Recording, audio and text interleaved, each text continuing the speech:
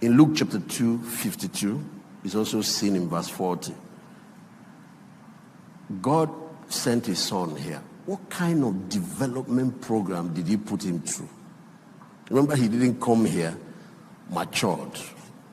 He came here born as a child. He said, unto us a child is, and unto us a son is given. So, what kind of development program? And I'm shown in that verse that he was passed through 5 levels of development. 5. And that tells me automatically what to do with the people. I'm talking about holistic ministry.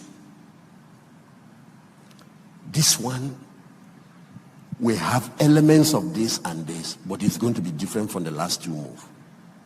There are 7 characteristics of this final move that distinguishes it. It's a time of completeness. You can't build half-baked believers anymore.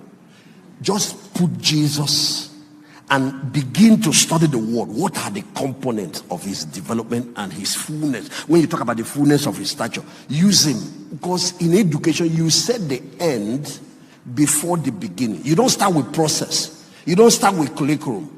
You start with a goal. Because if this university wants to be producing pilots, wants to be producing medical doctors, and wants to be producing engineers, you have to set that goal. Then you now go back to design the curriculum. You don't start with curriculum, well, let's just be doing anyhow, whatever. No, that's not how you get the result. Set the goal. This is what the last days church is meant to be producing. And then go back to now assess your whole systems and structures and your development programs to know whether it is delivering the result. If you look at that, whatever, he grew in the spirit. So the discipleship and the spiritual development component of discipleship were doing very good. He grew in stature.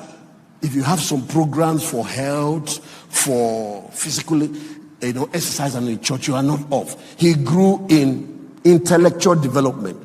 So these are not those days when people, because they gave their life to Christ, they abandoned their professional development, their career development, their educational, whatever. All our part, I'm growing 1,000 professors. And when I complete them, I think we have even almost completed. When we complete that, then we move it to 5,000. And that's how we have goals for different areas. And why? We don't want to just build our university. We are building our university, by the way. We don't want to build it and then everything has to be hired. Because of what has happened to some Christian universities that I'm aware of. So we have to plan on how these institutions will be able to deliver quality education, but at the same time maintain the core of the kingdom values. So you can't just drop other aspects of development. You're developing the people, but professionally. Jesus got all the 4 levels of development, including the social skills, because he grew in favor with man, as well as favor with God. Don't say it's only God.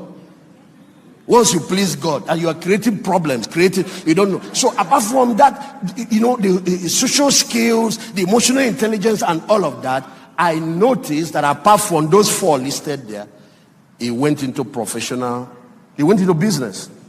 He was trained in it like the Jews trained their children and practiced interior decoration, furniture making.